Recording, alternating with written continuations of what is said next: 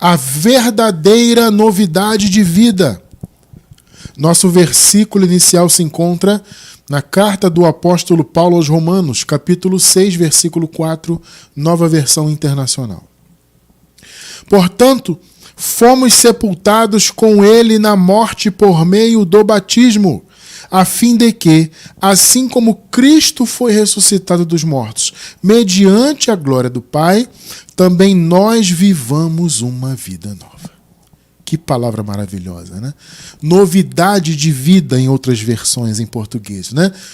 O que é novidade de vida, meus amados irmãos? Igreja santa, povo abençoado, selados com o Santíssimo Espírito prometido por Deus, igreja sem ruga, sem mácula, povo mais do que vencedor. O que é essa novidade de vida, essa vida nova que o apóstolo Paulo fala? Porque, veja, assim como a maioria dos raciocínios que nós encontramos no meio do sistema religioso que se denomina cristão, essa visão da vida nova, da novidade de vida, ela também é distorcida. Então eu quero apresentar para os irmãos hoje a verdadeira visão do que é a vida nova, a novidade de vida que o Evangelho nos apresenta. Porque, repito, o sistema religioso, como quase tudo, deturpou também isso. A visão que eles têm da vida nova é totalmente diferente da visão do Evangelho. Entende? Porque, veja, o conceito de novidade de vida nova, no sistema é o seguinte. É aquilo que eu sempre digo, né? É você aceitar Jesus, entre aspas, é aquele conceito que não existe. É interessante que 99% das chamadas igrejas pregam esse negócio de aceitar Jesus. Já falei isso aqui algumas vezes, né? Eles pregam isso como verdade absoluta, as pessoas acreditam nisso como verdade absoluta, e isso não tem na Bíblia, não há qualquer respaldo. Não, irmão Cristiano, existe sim, existe aquela passagem ali, aquela outra acolá. Não, gente, não tem nada sobre aceitar Jesus. Veja, não há a palavra, o termo, a frase aceitar Jesus, e também não há o conceito. Entende? Porque, de repente, poderia não ter a frase, mas ter o conceito. Não, não tem ambos.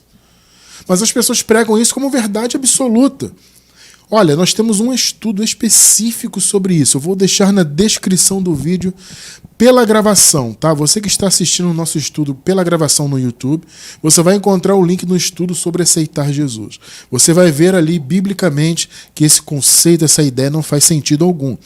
Então as pessoas dizem isso. O cara aceita Jesus, entre aspas, no sistema, aí ele se batiza no batismo de João. Veja, não é o de Jesus, é o de João, que é nas águas.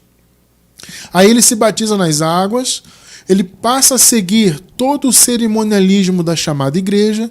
Então, depois de se batizar, ele passa a tomar Santa Ceia, ou no caso da Igreja Católica, fazer a comunhão, né? A Eucaristia. E aí ele participa dos demais movimentos ali, das campanhas e tudo mais. Então, a partir daquele momento, ele passou a ter uma vida nova. Por quê? Porque ele aceitou Jesus e se batizou. Então, na visão religiosa, o batismo, esse batismo ultrapassado de João, aquele batismo nas águas, é o batismo que aponta a mudança de vida. Então, a vida nova é quando o camarada aceita Jesus e passa pelas águas. Vocês estão entendendo? A partir desse momento, ele passou a ter uma vida nova. Muito baseado, inclusive, nesse versículo que a gente acabou de ler, né? Você vê que Paulo falou, fomos sepultados com ele na morte por meio do batismo. Aí eles pegam esse versículo aqui, isolam do contexto, né? Porque o sistema religioso é campeão de fazer isso, isolar versículos do contexto, e dizem, tá vendo? Fomos sepultados com ele na morte pelo batismo. Mas na visão deles o batismo é o quê? O batismo nas águas. Então a pessoa aceitou Jesus e se batizou nas águas. Aí sim ela passou a morrer, né? Passou a estar morta, sepultada com Jesus, pelas águas. Observe, pelas águas. E aí sim, quando ela saiu das águas, naquele símbolo, né? Geralmente, a maioria dos batismos são assim, né? A pessoa deita na água, seja no tanque, seja no rio, seja na praia, não importa. Ela deita, ela é submersa na água e levanta-se, né? É claro que existe aquele outro tipo de batismo por aspersão, né? Quando joga água na cabeça da pessoa. Os presbiterianos, por exemplo, até onde eu sei, eles batizam por aspersão, os católicos também. Mas a maioria do sistema protestante, evangélicos, né, batiza por imersão. Então há aquele conceito de quê? Aquela visão, no caso, aquela metáfora, né? De que a pessoa entra na água, ela deita, então ela foi sepultada, e aí ela levanta uma nova criação. Então ela passou a ser uma nova criatura porque ela deitou na água e se levantou. Ela nasceu de novo ali. Gente, olha só. Isso é um dos maiores, esse raciocínio é um dos maiores absurdos que o sistema religioso apresenta. Não importa se o batismo é por aspersão, é por imersão ou qualquer que seja o modelo. Novo nascimento não tem a ver com o batismo de João. Batismo de João foi antes da cruz. Ah, mas irmão Cristiano, os discípulos de Jesus batizaram. Sim, eles continuaram batizando. Não significa que isso tinha que acontecer. Eles continuaram naquele ritmo porque foi o batismo que eles aprenderam antes da cruz. Só que a revelação do verdadeiro batismo veio posteriormente com a revelação dada ao apóstolo Paulo. Antes da revelação da graça dada a Paulo, não havia o entendimento do verdadeiro batismo. Então eles seguiram com aquele ritmo. E o batismo de João, que era para arrependimento de pecados, e até seguiu sendo no início da igreja, ele passou mais a ser um símbolo realmente de nascimento. Ou um símbolo de compromisso. Ah, aquela pessoa ali creu, então ele vai ser batizado. E segue sendo até hoje. Só que veja, boa parte do sistema religioso hoje ainda crê que o batismo tem o poder de limpar pecados. Veja que absurdo, né? A limpeza dos pecados foi no Calvário. Definitiva, para sempre. Vamos ler isso aqui na palavra, tá? Não sou eu não. Ah, irmão Cristiano está inventando. Não estou inventando nada. Bíblia, filho. Aqui nosso ministério é Bíblia. Nosso fundamento é a palavra. Texto e contexto. Porque aqui não admitimos retirar versículos de seu contexto como a religião faz. Então, quando Paulo fala sepultados com ele na morte por meio do batismo, olha só, ele não está falando do batismo de João não, tá? Já vamos chegar lá. Então, a visão religiosa é essa. O cara se batizou nas águas. Então, como a maioria usa o batismo por imersão, né, vamos utilizar esse modelo, então, para referenciar aqui o nosso pensamento, né? Então eles fazem esse modelo, deita a pessoa na água, levanta a pessoa, a partir daquele momento, então, ela tem uma vida nova. Porque ela foi batizada nas águas, batismo de João. Veja, amados, o batismo que prevalece não é o de João, ainda que os discípulos de Jesus tivessem continuado batizando. Ainda que o próprio apóstolo Paulo batizou nas águas, ele falou isso. Só que Paulo disse assim, olha, eu batizei fulano, batizei cicrano, não me lembro se batizei algum outro, porque Jesus não me enviou para batizar, ele me enviou para pregar o evangelho. Muitos dizem assim, essa fala de Paulo quer dizer que ele não tinha tempo. Bom, isso é uma inferência de quem fala isso. Porque não vemos em momento algum Paulo falando isso. Olha, gente, eu não batizo mais porque eu não tenho tempo, eu fico viajando. Não, ele poderia mesmo viajando seguir batizando. É ou não é verdade? Raciocina.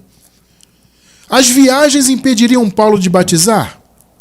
Não. Ele poderia viajar para uma cidade, pregar o evangelho e batizar as pessoas. Viajar para outra cidade, pregar o evangelho, batizar as pessoas. No entanto, ele disse que não. Não, Deus não me enviou para isso. Por quê? Porque Paulo teve a revelação do verdadeiro batismo, gente. Da verdadeira vida nova. Então, vamos lá. Novidade de vida, como há em algumas versões, ou vida nova, como está aqui na nova versão internacional. Veja, esse conceito não tem a ver com aceitar Jesus, pertencer a uma denominação religiosa, se batizar nas águas, e aí sim você ressurgir, depois de se batizar nas águas, você ressurgir como uma pessoa nova, uma vida nova, uma nova criatura. Não. Veja, a Bíblia não apresenta isso. Repito, esta é mais uma das inúmeras distorções que o sistema mundano religioso apresenta. Tá? Veja, gente, vamos lá. A genuína vida nova, a novidade de vida, vem de duas fontes. Primeiro, do verdadeiro batismo, que não é o de João, obviamente nas águas, tá? Já vamos chegar lá. Então o primeiro passo foi, olha o tempo verbal que eu estou utilizando, hein? Foi o verdadeiro batismo. Foi o primeiro passo para a vida nova, para que ela pudesse ser vivida de fato pelos filhos de Deus. Então, o primeiro passo foi o verdadeiro batismo. E o segundo passo é a revelação da palavra da graça. Então, o verdadeiro batismo já ocorrido, já sacramentado, ele abriu a oportunidade para que todos os filhos de Deus pudessem viver a vida nova. No caso, o verdadeiro batismo, de fato, tornou a vida de todos os eleitos de Deus, de todos os tempos, para sempre, já uma vida nova. E você vai entender por que eu estou falando isso. Então, por exemplo, nós, quando nascemos nesse mundo, eu nasci, você nasceu, já nascemos com a obra consumada, né? Jesus consumou a obra na cruz, depois ele trouxe o seu reino no ano 70. Então nós já nascemos em um período onde tudo já foi consumado. Vivemos no período do pacto eterno, graça eterna, onde todas as bênçãos já foram entregues. O Senhor já cumpriu tudo o que ele tinha que cumprir. Então nós já nascemos sim com uma vida nova. Só que nós não vivíamos esta vida nova, por quê? Porque não tínhamos esse entendimento. Então a vida nova já estava em nós, só que nós não usufruímos dela porque o nosso entendimento ainda não havia sido alcançado pela revelação da graça. Então veja, a vida nova todos os eleitos têm. Porque todos nós, em nossa geração, já nascemos com a vida nova, com toda a obra consumada. Já nascemos com o verdadeiro batismo realizado. Então, mesmo aqueles irmãos que estão agora no sistema religioso, eles também já têm neles a vida nova. Porém, eles não usufruem dessa vida nova porque eles estão presos no raciocínio religioso, seja ele qual for. O raciocínio religioso, ele é um véu que tapa os olhos, entende? Ele é um impedimento à visão dos filhos de Deus. Então, a pessoa está ali no sistema, ela tem a vida nova, ela já nasceu com a vida nova, só que ela não vive essa vida nova porque a religião a impede disso. Então ela segue ainda com uma vida antiga, entre aspas, ou seja, antiga em relação às práticas religiosas. Porque na visão do sistema, a vida nova é isso, né? Então a pessoa, antes de aceitar Jesus, entre aspas, né? Ela tinha uma vida diferente, porque ela não ia à chamada igreja, ela não fazia campanha, ela não seguia doutrina nenhuma, né? Então ela não andava nos mandamentos ali do sistema, então ela tinha uma vida normal no mundo. Aí ela aceitou Jesus, a vida dela mudou, né? Porque se antes, por exemplo, ela se encontrava com os amigos nos domingos pela manhã, um exemplo, né? Ela se encontrava com os amigos para jogar futebol, por exemplo. Aí ele aceitou Jesus, se batizou, ele entrou para uma chamada igreja, ele deixou então esse convívio com os amigos. Muitas vezes isso acontece, né? Então o camarada deixou aquele convívio, não, agora eu tenho uma nova vida, eu vou para a igreja, eu não vou mais jogar futebol. Então eles dizem que isso é a vida nova. Não, antes fulano estava no mundo, vivia lá jogando futebol com os amigos e naquela coisa toda, não ia para a igreja, não seguia nenhum mandamento. Agora não, ele se batizou, agora ele está vivendo aqui dentro da igreja. Vocês entendem? Essa é a visão de uma vida nova. Mas não é isso, a verdadeira vida nova não tem a ver com isso. Você não ser religioso e depois passar a ser. Não é isso que é a vida nova bíblica, verdadeira, que estamos apresentando aqui hoje em nosso estudo, entende? Então, as pessoas não usufruem, apesar de já terem a vida nova, mas elas não sabem disso, então elas seguem tendo uma vida velha, ou seja, cumprindo mandamentos da velha aliança, antigo pacto. Porque, gente, é aquilo que nós costumamos falar muito aqui. As igrejas do sistema religioso, por mais que elas digam que estão na graça, e quase todas hoje, a maioria diz que está na graça, grandiosa maioria, né? Se você perguntar para qualquer líder, ele vai dizer que está em graça. Não, claro que aqui é graça, estamos no novo pacto, etc. Eles afirmam isso, mas na prática não. Eles dizem estar na graça, mas é da boca para fora. Porque, na verdade, eles estão envolvidos com as obras do sistema antigo. Então, é sim uma vida antiga, porque o antigo pacto ele influencia as doutrinas do sistema hoje. Então, ainda que eles não vivam 100% os mandamentos da lei do Antigo Pacto, mas eles vivem um ou outro mandamento, 2, 3, 4, né? E a palavra, na verdade, diz o quê? Que se você cumpre um mandamento da lei, um só, você é obrigado a guardar todos os mandamentos, que eram 613 mandamentos.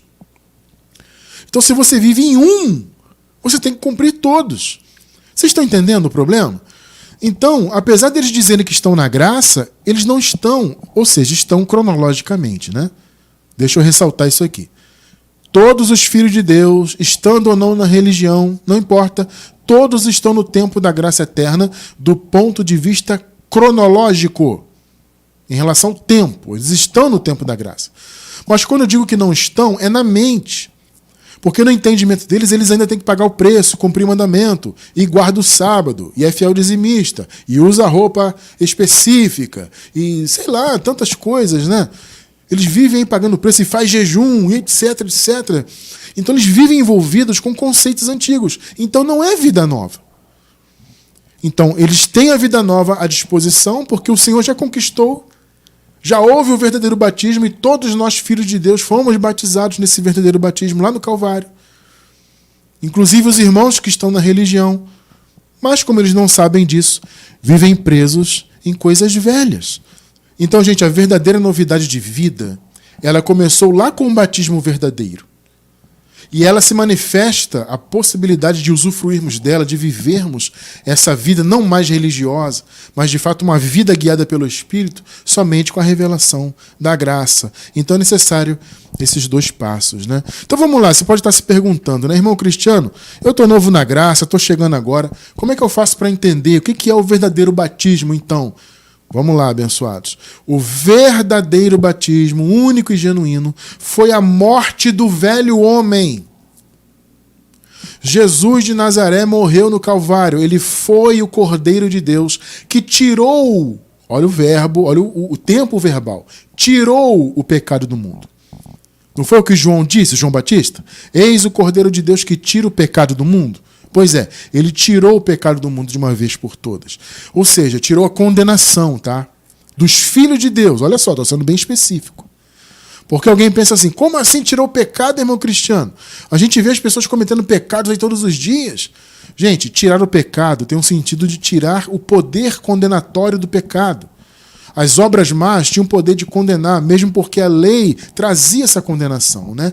A lei dizia, é pecado. Então a pessoa transgredia aquele mandamento da lei e aquele pecado então era imputado para a condenação. Veja, isso acabou para os filhos de Deus. O Senhor Jesus disse o quê? Que veio salvar o seu povo dos seus pecados. Né? Não foi o que Jesus falou? Então, ele não veio salvar todos os homens 100%. Não existe isso na palavra. Mas uma coisa que o sistema religioso ensina que não tem na Bíblia. Ah, o Senhor veio salvar 100% dos homens no sentido individual. Basta o homem aceitá-lo, querer segui-lo, cumprir mandamentos. Perceberam? Aí a pessoa tem a vida eterna e tal. É liberta dos pecados. Não. Não existe isso aí na palavra. Ninguém aceita Jesus, ninguém decide e a partir daquele momento... Não. O Senhor veio, morreu pelo seu povo, aqueles que ele elegeu, predestinou, o seu povo. E veja, seu povo não são ou não eram apenas aqueles judeus naquela época. Ah, também esse raciocínio errado, né? Ah, ele veio salvar o seu povo, então ele veio salvar somente aqueles judeus. Não. Porque essa visão de seu povo é espiritual. Gente, o Evangelho da Graça, revelado ao apóstolo Paulo, revelou isso. De fato, esse era o raciocínio na época. Ah, o povo de Deus eram apenas aqueles judeus. Então havia esse pensamento. Só que, na verdade, o Evangelho revelou que os não-judeus, não-israelitas, também tinham parte com Deus. Também haviam sido eleitos por Deus. Então, o seu povo, o povo de Deus, não eram apenas aqueles judeus. São todos. Então veja, Jesus veio de fato salvar 100% da humanidade? Sim, mas no sentido étnico. Ou seja, todas as etnias. Ele veio salvar todas as etnias, não só os judeus, não só os israelitas. Perceberam? Então, quando diz que o Senhor morreu por todos, é um sentido de todos os eleitos que estão em todas as etnias. Esse é o sentido de todos. Então, o verdadeiro batismo batizou a todos ali. No Calvário todos morreram.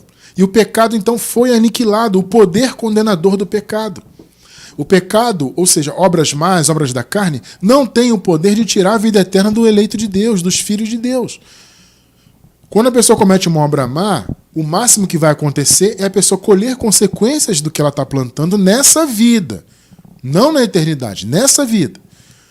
Então, o cuidado que temos para não darmos ouvidos à nossa carne, os desejos da carne, é para que nós não venhamos a colher consequências, não venhamos ser escândalo para o evangelho, etc, etc. Então, claro que é um cuidado, mas não significa que temos medo de perder a salvação, medo do pecado, somos pecadores. Não, nada disso.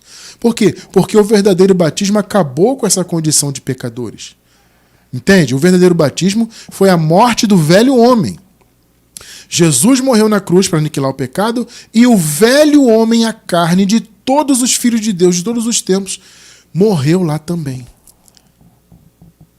Então hoje nós temos a imagem do que é terreno, a carne, temos.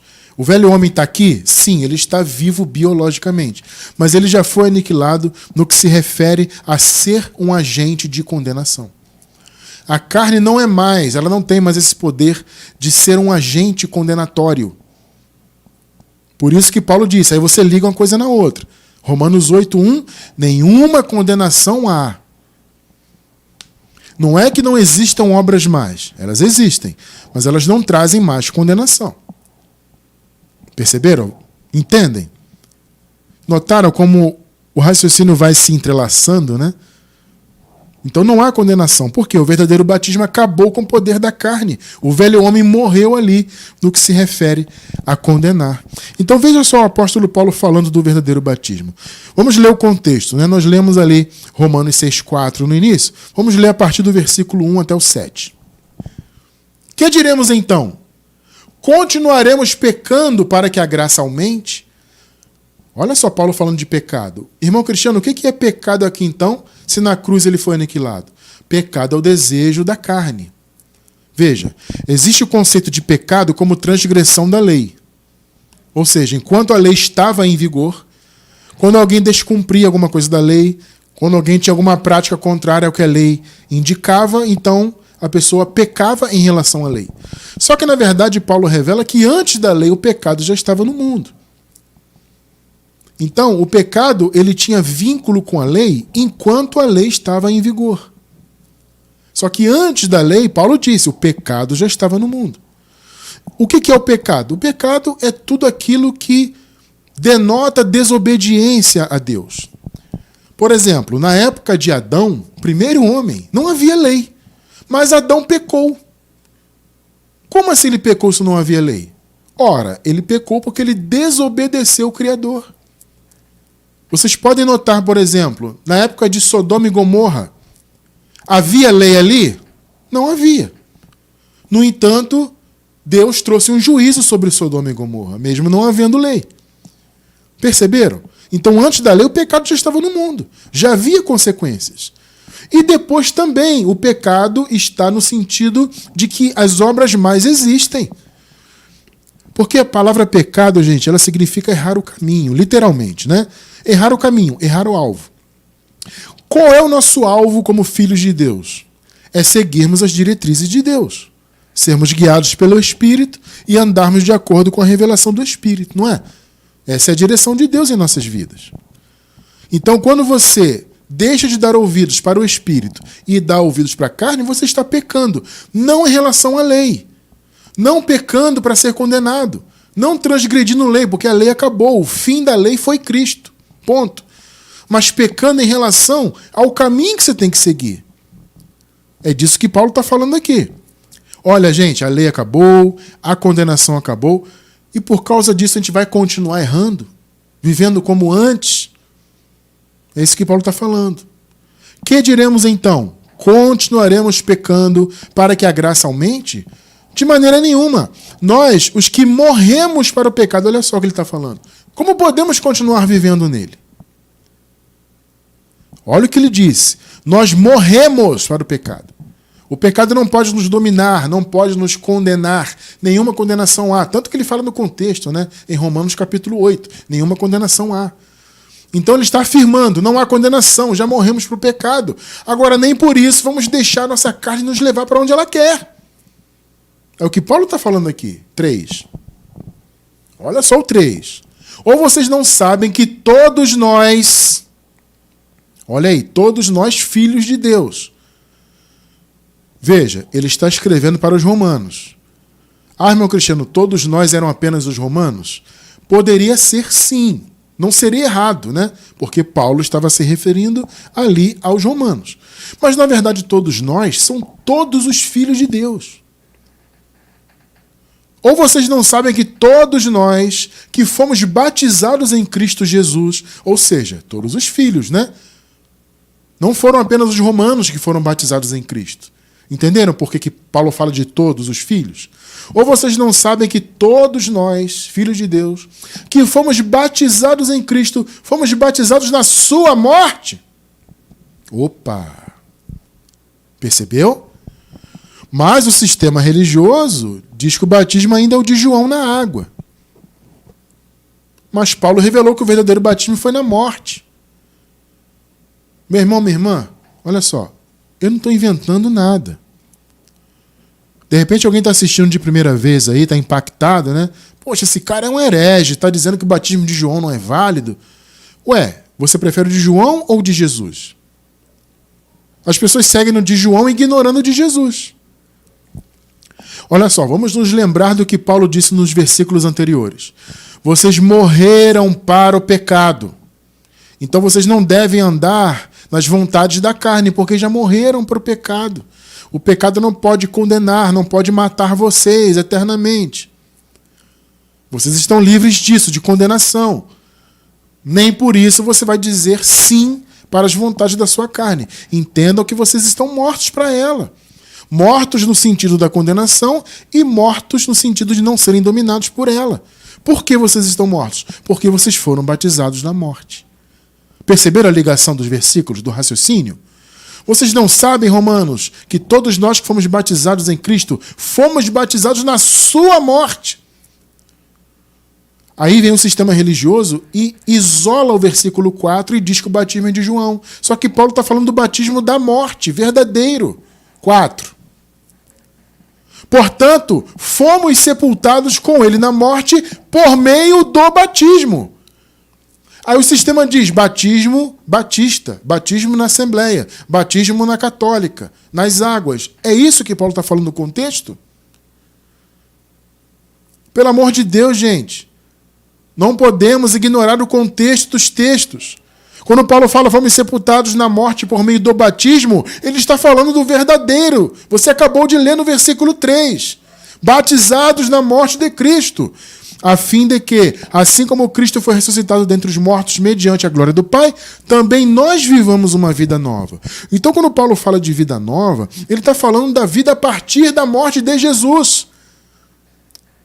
Entenderam? Não é a partir de aceitar Jesus na igreja X, se batizar no batismo XYZ e seguir mandamentos, seguir ordenanças, tomar santa ceia, isso e aquilo, frequentar o templo. Esta não é a vida nova. A vida nova, a novidade de vida, em outras versões, é a vida que Jesus proporcionou para todos os filhos de Deus a partir da cruz, onde o velho homem morreu juntamente com Jesus. Então a vida nova passou a poder ser vivida. Perceberam o ponto de Paulo aqui? Então esqueça esse negócio de batismo de João. Quando Paulo fala de batismo, fala do verdadeiro. Então nós, filhos de Deus, fomos sepultados com ele na morte por meio do batismo. Que batismo? A morte do velho homem. O nosso velho homem morreu lá. Esse foi o batismo, perceberam? Então agora podemos viver uma vida nova. Nova em relação a quê? Em relação ao antigo pacto, em relação ao pecado, em relação à condenação. Vocês estão entendendo? Em relação a mandamentos da lei, em relação à religiosidade. Pegou, né? 5. Dessa forma, fomos unidos a ele na semelhança da sua morte. Jesus morreu, todos os filhos morreram lá. certamente o seremos também na semelhança da sua ressurreição, que já aconteceu, tá? Olha, vou deixar na descrição do vídeo tanto a nossa playlist sobre batismo, quanto a playlist sobre escatologia consumada. Para você entender, tudo já foi consumado, tá? O que Paulo fala no futuro, seremos também, já foi. Ele fala seremos em relação àqueles irmãos naquela época, tá? Muito bem. Não vou entrar nisso, que o tema hoje, amados, não é sobre escatologia, né? E é um assunto extenso, mas quem quiser se aprofundar, o link está na descrição aí no YouTube pela gravação. 6 e 7. Pois sabemos que o nosso velho homem foi crucificado com ele. Olha aí, ó. Velho homem é a natureza humana, a natureza adâmica. Apesar de a nossa natureza adâmica estar viva agora biologicamente, ela já morreu. Entenderam, abençoados? Mas ela morreu não biologicamente, ela morreu no sentido de ser um agente condenatório. Porque a carne junto com a lei eram a força do pecado. O apóstolo Paulo deixa isso claro, né? A lei foi a força do pecado. Porque a lei imputava o pecado. Então, eu costumo dizer e brincar, né, entre aspas, que a carne e a lei trabalhavam juntos. Entre aspas, tá? É só uma força de expressão isso. Trabalhavam juntos no sentido de condenar. Então o Senhor cumpriu a lei e aniquilou o velho homem. Então a condenação acabou. Então obras más não trazem condenação. Não obstante, é o que Paulo está falando aqui desde o início, não devemos deixar a carne nos levar para onde ela quer. Esse é o ponto de Paulo aqui. Gente, olha só, vocês não vivem mais em condenação. Vocês estão livres, já morreram para o pecado. No entanto, não deem lugar às vontades da carne. Ela já morreu para condenar vocês, mas ela ainda influencia. Ela tem desejos maus. Esse é o ponto de Paulo aqui. Pois sabemos que o nosso velho homem foi crucificado com ele, então acabou. Para que, olha só, o corpo do pecado seja destruído.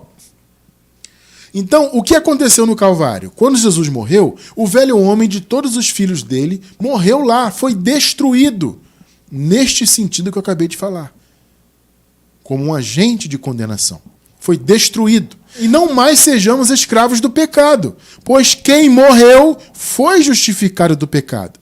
Então, se todos os filhos morreram lá, todos foram justificados do pecado. Acabou o pecado, gente. Acabou esse conceito de pecado como condenação. Um pecado que vai te levar a um juízo final no futuro. Veja, o juízo final, inclusive, já aconteceu. Já acabou. Em nossa playlist de escatologia consumada, tem um estudo específico sobre o juízo final. Então não tem juízo final para acontecer no futuro. Você não tem que esperar, vou aguardar aqui para ver se eu estou em pecado, para ver se Deus vai me condenar ou não. Não existe isso. Todos os filhos de Deus já estão livres. Mas veja, esse não é um chamado às obras más, como muitos pensam. Se estamos livres, então eu vou fazer o que eu quiser. A minha carne agora pode fazer o que ela quiser. Não, abençoado. Não é isso. A direção do Espírito não é essa. O Espírito está ensinando que estamos livres de condenação. Já morremos para o pecado. Não existe pecado em nossas vidas nos condenando. Mas obras mais existem. Vocês estão entendendo? Obras mais existem. Mas o pensamento que a gente tem que ter é o seguinte: eu vou lutar contra as obras da carne, tendo consciência que eu já morri para o pecado. Entende? E que, na verdade, esse entendimento de que eu morri para o pecado é uma força a mais para eu lutar contra as obras da carne. Vocês entenderam qual é o verdadeiro batismo? O verdadeiro batismo foi a morte do velho homem. Então esqueça esse negócio. Aceitei Jesus na igreja X, me batizei, agora eu tenho uma vida nova. Não. A vida nova para todos os filhos começou a partir da cruz. Entende? Vamos detalhar agora o verdadeiro batismo, as consequências. Vamos verificar algumas consequências do verdadeiro batismo? A primeira, como nós vimos, foi a destituição do velho homem. O velho homem foi destruído como um agente condenatório, não tem mais o poder de condenar. Porque tanto o velho homem foi aniquilado, destruído no Calvário, quanto a lei foi cumprida. Então não há mais uma lei imputando pecados. Perceberam? E o velho homem morreu, ele não pode condenar. Vamos ler mais uma vez Romanos 6,6. Pois sabemos que o nosso velho homem foi crucificado com ele. Só para ressaltar. Então morreu na cruz, foi aniquilado, destruído.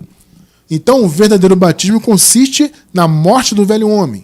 Então essa foi a primeira consequência. O velho homem foi destituído, aniquilado. Segunda consequência, houve a libertação total e eterna do pecado. Como eu falei agora há pouco, né? Se a lei caiu por terra, foi cumprida totalmente por Jesus, e o pecado então foi aniquilado, o velho homem foi destruído, então não há mais condenação, não há mais pecado. O pecado de Adão foi aniquilado e houve também o perdão de todos os pecados cometidos, para sempre. E isso é graça, para sempre. Então, quando você nasceu, quando eu nasci, já nascemos nesse mundo com a obra consumada, já nascemos sob o manto do perdão eterno. Então, a obra má, ela não pode te condenar, porque você está sob o manto do perdão. A lei acabou, a lei não imputa mais pecados, então acabou isso aí. Agora, aquilo que eu disse, né? Se você ficar deixando a sua carne à vontade, ela vai trazer más consequências para a sua vida. E eu, particularmente, creio que um filho de Deus verdadeiro, um filho, uma filha, não vai viver deliberadamente na obra da carne. É o meu entendimento. Claro que a carne pode nos levar, a gente pode escorregar, como a gente costuma dizer, usar esse termo, né? Então pode escorregar, pode tropeçar e ficar distraído com isso aí, a carne aprontar com você. Isso é uma coisa. Outra coisa é você deliberadamente querer viver no mal. Eu, particularmente, não creio que um filho de Deus tenha esse desejo de viver no mal. O filho de Deus, a filha, pode errar, eventualmente, infelizmente. Mas desejar o mal, eu já acho que não faz parte da nossa natureza. Tá? Então, veja, houve a libertação total do pecado. Hebreus 9, do 26 ao 28. Vamos ler. Se assim fosse, Cristo precisaria sofrer muitas vezes desde o começo do mundo. Se assim fosse, gente, como na lei, tá? Porque o contexto aqui está falando da lei, como era na lei essa coisa do pecado, dos sacrifícios, né? Então o texto diz, se fosse assim, se fosse como era na lei, Cristo precisaria sofrer muitas vezes desde o começo do mundo. Porque o pecado veio desde o começo do mundo, entenderam? Mas agora ele apareceu quantas vezes? Vamos lá, quantas vezes? Uma vez por todas. Perceberam? Uma vez por todas. Jesus morreu uma vez para sempre. Acabou. Perceberam? No fim dos tempos, que eles estavam vivendo lá o fim dos tempos, para aniquilar o pecado. Aniquilar vem do grego atetesis, significa tornar obsoleto, tornar ultrapassado, sem efeito. Então, o pecado perdeu o seu efeito de condenação. Ele foi aniquilado, porque o velho homem foi aniquilado. Perceberam? Para aniquilar o pecado. Então está escrito, gente. Vocês veem as pessoas hoje confessando pecado para o padre, confessando para Deus, confessando para o pastor. Porque eu estou em pecado. Se Jesus voltar, que eles ficam esperando, né, Jesus voltar no futuro, né? Se Jesus voltar, eu posso ficar, meu Deus, estou em pecado. E a palavra diz, ele aniquilou o pecado de uma vez por todas, mediante o sacrifício de si mesmo. 27. Da mesma forma como o homem está destinado a morrer só uma só vez, né?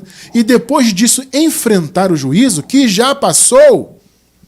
Repito, o juízo final já aconteceu. Como eles estavam antes, né? Então esse texto cabe porque eles estavam antes. Mas ele se refere àqueles irmãos, não a nós. Da mesma forma como o homem está destinado a morrer uma só vez, o que contraria totalmente a visão espírita, né? Que o homem morre e reencarna, morre e reencarna, morre e reencarna. Não tem isso. Um só versículo coloca esse raciocínio todo por terra, né? Então, como está destinado ao homem morrer uma vez e depois disso enfrentar o juízo, 28. Assim também Cristo foi oferecido em sacrifício uma única vez.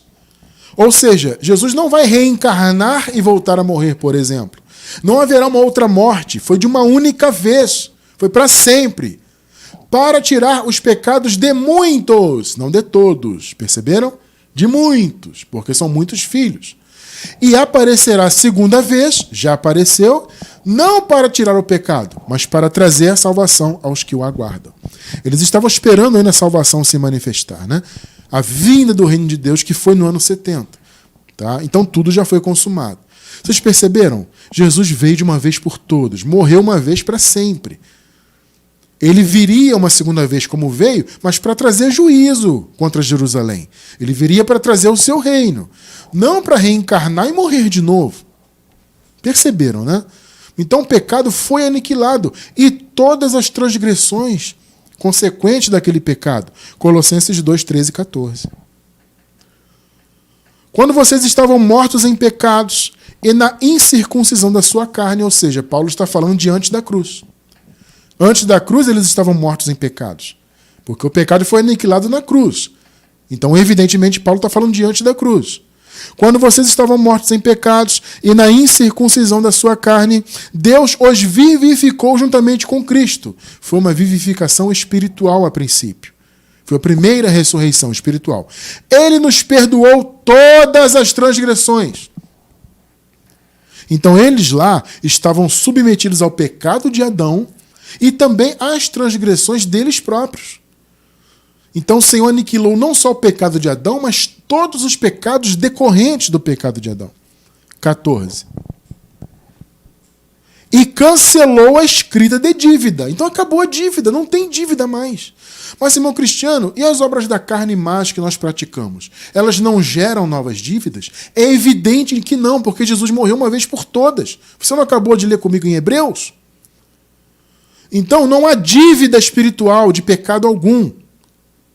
Mais uma vez, gente, obras más existem? Sim. Podem ser chamadas de pecado? Sim, porque são erros de alvo, né? São erros de caminho, como eu expliquei agora há pouco. Mas elas não podem mais condenar porque o pecado foi aniquilado. Então, as obras más podem trazer consequências negativas para a nossa vida, sofrimentos, coisas que não vêm de Deus. Você quer para a sua vida algo que não vem de Deus, que não é bom? Então tem que haver essa vigilância, é o que Paulo estava falando em Romanos 6. Só que a dívida foi cancelada, por isso que não há mais condenação. E cancelou a escrita de dívida que consistia em ordenanças e que nos era contrária. Está vendo? A lei, ordenanças era a lei, né? Era contrária. Olha o que Paulo fala sobre isso, sobre a lei. Ele a removeu, pregando-a na cruz. Acabou. Removeu. Ponto final. Consequências do verdadeiro batismo. Outra consequência, a purificação da consciência do povo de Deus. Por quê? Porque a lei e o pecado traziam má consciência. Perceberam? Consciência de condenação, de pecado. Então, quando o velho homem morreu e o pecado foi aniquilado, consequentemente as consciências do povo de Deus foram limpas, libertas da consciência de pecado. Hebreus 10, 14 ao 22. Porque por meio de um único sacrifício, mais uma vez esse conceito, né? Uma vez por todas, um único sacrifício, ele aperfeiçoou para sempre os que estão sendo santificados. Ou seja, aqueles que estavam recebendo o Evangelho já haviam sido aperfeiçoados para sempre porque eram eleitos de Deus. O Espírito Santo também nos testifica a esse respeito. Primeiro ele diz, 16, esta é a aliança que farei com eles, ou seja, com a Jerusalém celestial. Ah, irmão Cristiano, mas essa passagem aqui é de Jeremias, né? Jeremias se referia ao Israel terreno, ao reino de Judá. Sim, gente, no momento da profecia houve essa referência. Só que, mais uma vez, o Evangelho revelou que o povo de Deus não eram apenas os israelitas daquela época. O Evangelho revelou que o povo de Deus pertenciam a todas as etnias. Então, o Senhor fez uma aliança com o seu verdadeiro Israel, espiritual, tá? Esta é a aliança que farei com eles depois daqueles dias, diz o Senhor. Porei as minhas leis em seus corações e as escreverei em suas mentes. Perceberam? O Senhor escreveu a direção do Espírito em nosso coração. Você não é guiado mais por letra da lei, por mandamentos. Acabou isso aí. Nós somos guiados pelo Espírito. Por isso que ele disse, eu vou escrever a minha lei, a lei do Espírito da vida, como Paulo disse, né, no coração de vocês. 17 e 18. E acrescenta, dos seus pecados e iniquidades não me lembrarei mais. Então veja, aqueles pecados cometidos antes da cruz estavam todos imputados pela lei. Aí o Senhor Jesus aniquilou o pecado, como nós acabamos de ler. E esses pecados caíram no esquecimento. Tá? Como não há mais dívida, então não há mais pecado imputado em ninguém. Então os pecados foram esquecidos para sempre. E não houve mais lembrança de pecado algum. A condenação acabou. Isso para sempre. Como eu falei, nós estamos submetidos ao manto do perdão eterno. Então não há mais condenação, não há mais pecado nesse sentido. Onde essas coisas foram perdoadas, não há mais necessidade de sacrifício pelo pecado. Acabou. Diferentemente do que o sistema religioso ensina, tá? 19 e 21. Portanto, irmãos, temos plena confiança para entrar no Santo dos Santos, pelo sangue de Jesus, por um novo e vivo caminho que ele nos abriu por meio do véu, isto é, do seu corpo, tá vendo? O corpo de Jesus morreu, o véu se rasgou, o velho homem dos filhos de Deus morreu no Calvário e acabou.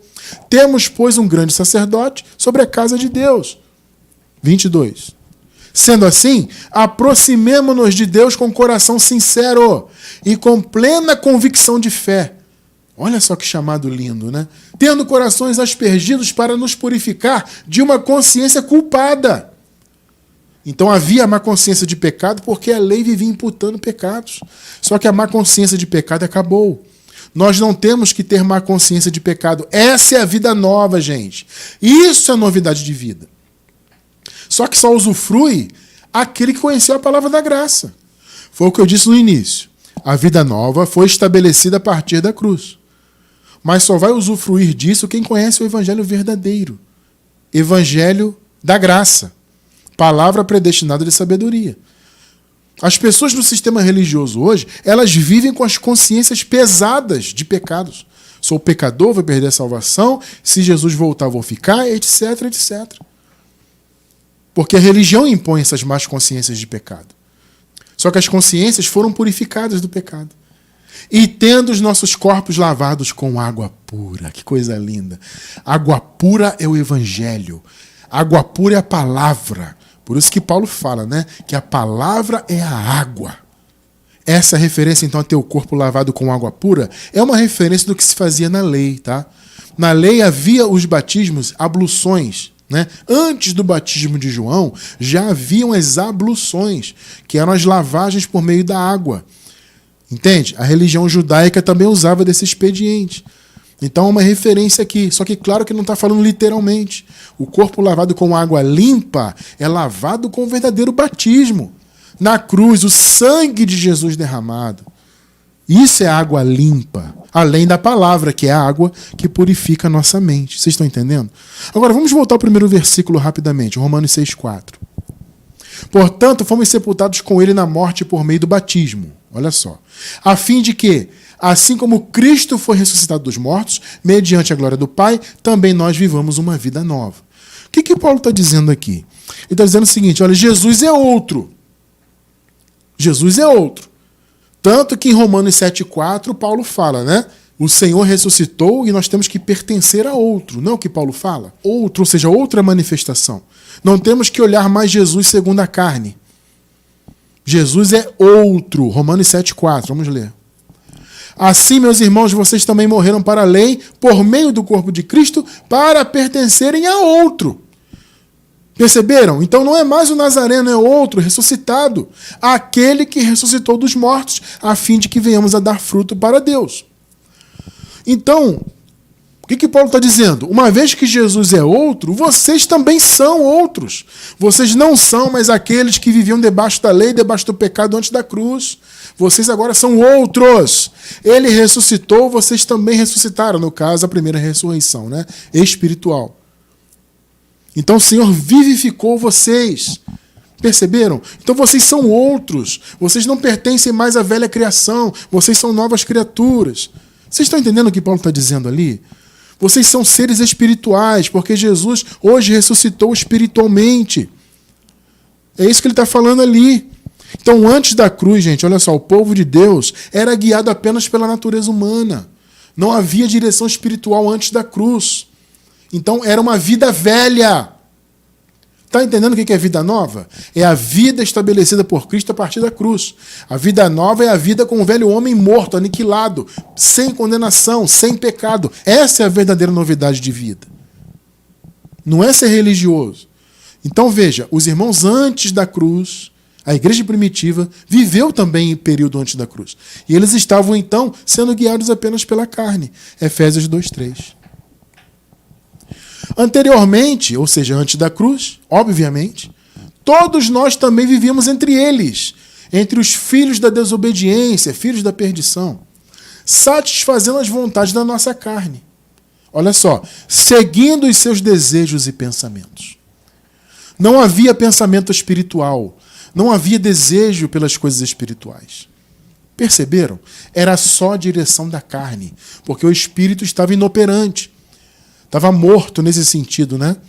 O espírito não operava, o espírito não atuava, mesmo porque o Espírito Santo não habitava em ninguém. Então o que havia é a direção da carne. É o que Paulo está dizendo. Antes, debaixo da lei, na época do pecado, antes de Jesus morrer na cruz, nós vivíamos assim, seguindo somente os desejos e pensamentos da carne. Como os outros, como os da perdição, éramos por natureza merecedores da ira. Que coisa, né? Então é uma condição diante da cruz. A verdadeira vida nova foi a partir da cruz. A partir da cruz, a vida nova pôde ser vivida, porque o velho homem foi aniquilado. O povo de Deus passou a ter o Espírito Santo, o povo passou a ser espiritual. Entende? Então o povo passou a ter armas para lutar contra a carne. Essas armas não existiam antes, gente. Os filhos de Deus não tinham poder para lutar contra a carne. Eles só viviam sendo guiados por ela. Quando Jesus morreu, ressuscitou, ele matou o velho homem, então ele deu forças para os filhos de Deus lutarem contra a carne. Porque Jesus vivificou os filhos de Deus, trouxe vida espiritual e trouxe seu espírito para habitar nos filhos de Deus. Entende? Então ele morreu, o velho homem morreu e ressuscitou o povo de Deus primeiro espiritualmente. Então o povo de Deus passou a ter dentro de si o seu espírito e a direção do espírito. Esta foi a verdadeira vida nova. E nós já nascemos nessa condição. Só que nós ainda vivíamos com uma vida velha, nós que estamos em graça hoje, a maioria de nós veio do sistema religioso, né? Então nós vivíamos uma vida velha. Tremendo isso, né? Ou seja, nós achávamos que tínhamos uma vida nova porque tínhamos aceitado Jesus, tínhamos nos batizado nas águas, né? Ah, tenho agora uma vida nova, eu me batizei, aceitei Jesus. Na verdade, era uma vida velha, porque era uma vida baseada em religião, mandamentos, obras da lei disfarçadas de obras da graça, e por aí vai.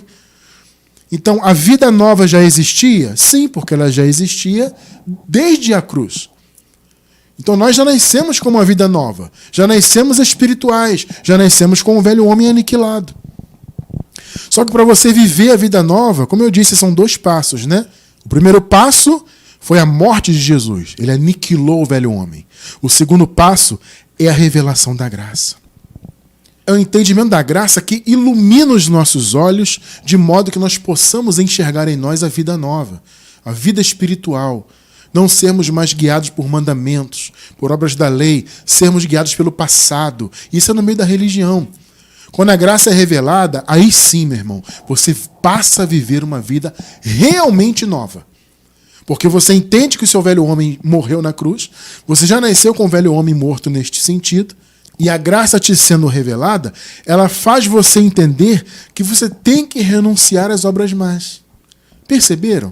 Então, vida nova não é você ser batizado em águas e passar a ser religioso. Vida nova é você entender que o Senhor matou o velho homem, a partir da cruz, então, a vida nova foi inaugurada e que você pode vivê-la, as consequências dela, na sua mente, quando você tem a revelação da graça. Vamos ler Tito 2, do 11 ao 15. Porque a graça de Deus se manifestou salvadora a todos os homens. É aquilo que eu falei no início. Todos os tipos, todas as etnias, todas as classes sociais. Tá, gente? Todos os homens é esse sentido, tá? 12. Olha só. Ela, a graça, nos ensina a renunciar à impiedade. Perceberam? Então, veja, você ter uma vida nova, claro, tem a ver com você não se envolver com as obras más do mundo. É claro que tem, mas isso não é ser religioso, gente. É através da revelação da graça. A graça te ensina a renunciar à impiedade. Não é a religião. A religião, ela traz disciplina religiosa. Mas a religião, não revela o verdadeiro caminho. Quem ensina de fato a renunciar às impiedades é a graça, você acabou de ler. A graça de Deus se manifestou salvador a todos os homens, ela nos ensina a renunciar às impiedades e às paixões mundanas, obras da carne, né? e a viver de maneira sensata, justa, piedosa nesta era presente. Olha só, é a graça que ensina isso. Perceberam o que é a vida nova? A verdadeira novidade de vida é você entender que o velho homem morreu e você ter o ensinamento da graça em sua vida, te ensinando a renunciar à carne, ao mundo, e viver de maneira sensata, justa e piedosa. É a graça que ensina isso. 13. Enquanto aguardamos a bendita esperança, a gloriosa manifestação de nosso grande Deus e Salvador Jesus Cristo. Lembrando que eles estavam naquela época ainda aguardando a segunda vinda. A segunda vinda já se consumou e foi no ano 70. 14. Ele se entregou por nós, a fim de nos remir de toda maldade e purificar para si mesmo um povo particularmente seu, olha só, dedicado à prática de boas obras. Perceberam? Então a verdadeira vida nova não é ser religioso, é você praticar boas obras fundamentado na graça. Vocês não acabaram de ler comigo? A graça que salvou todos os homens nos ensina a dizermos não às paixões terrenas, mundanas. É a graça que ensina. E, consequentemente, ela ensina os filhos de Deus a terem boas obras. Essa é a verdadeira novidade de vida. 15. É isso que você, Tito, deve ensinar. Porque Tito, claro, ensinava o evangelho da graça. Tito era discípulo de Paulo. Então é claro que ele ensinava a palavra da graça. Entende? Porque é a graça que ensina a você andar nos caminhos do Espírito. Não é religião. É isso que você deve ensinar, Tito. Exortando-os e repreendendo-os com toda a autoridade. Ninguém o despreze. Perceberam? É a graça que ensina, meu amado irmão, minha amada irmã, a você ter uma vida na direção do Espírito. Você não precisa frequentar templo, ser religioso, pagar preço, ser isso, ser aquilo.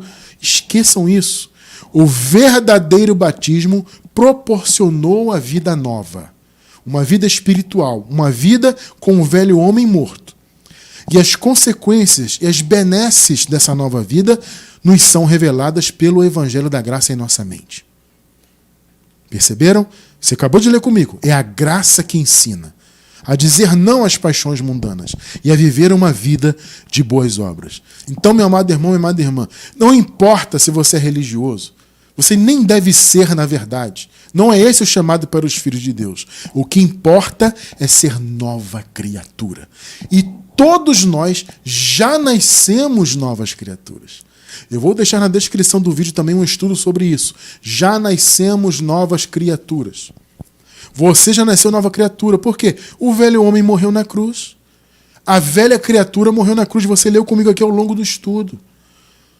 Então a criatura velha morreu, acabou. Nós já nascemos novas criaturas, com novidade de vida. E a revelação da graça, o verdadeiro e único evangelho, trouxe à tona isso em nossas mentes, para que pudéssemos viver não de maneira religiosa. Entende? Mas de fato vivermos uma vida nova, como novas criaturas que somos. Eu quero encerrar com Gálatas 6, versículo 15. De nada vale ser circuncidado ou não. Ou seja, religião, né? Porque ser circuncidado ali fazia parte da religiosidade judaica. E muitas vezes havia essa cobrança. Ué, você crê em Jesus, mas você tem que andar na lei. Muitos pensavam assim na época, né? E o apóstolo Paulo combatia aquilo. Ah, você crê em Jesus, mas mesmo assim tem que cumprir os mandamentos, tem que ser circuncidado. E Paulo fala, gente, de nada vale isso, isso não importa. Seguir religião judaica, ser circuncidado ou não, o que importa é ser uma nova criação. Glória a Deus, né? Então o que importa é isso, meu irmão, minha irmã. Você não tem que ser religioso coisa nenhuma. Vida nova não é você ter uma vida antes de aceitar Jesus, entre aspas, na igreja e passar a ter uma vida religiosa. Ah, agora você tem uma vida nova, você não é mais do mundo. Não. Vida nova foi o velho homem ter morrido no Calvário. A vida espiritual ressurgir em Cristo a partir da cruz. Isso é vida nova. E nós vivemos então uma vida de boas obras porque a graça nos ensina isso. Não precisamos de religião. O que importa é que nós somos, já nascemos, novas criaturas. Filhos de Deus, abençoados com todas as bênçãos espirituais. Graças a Deus.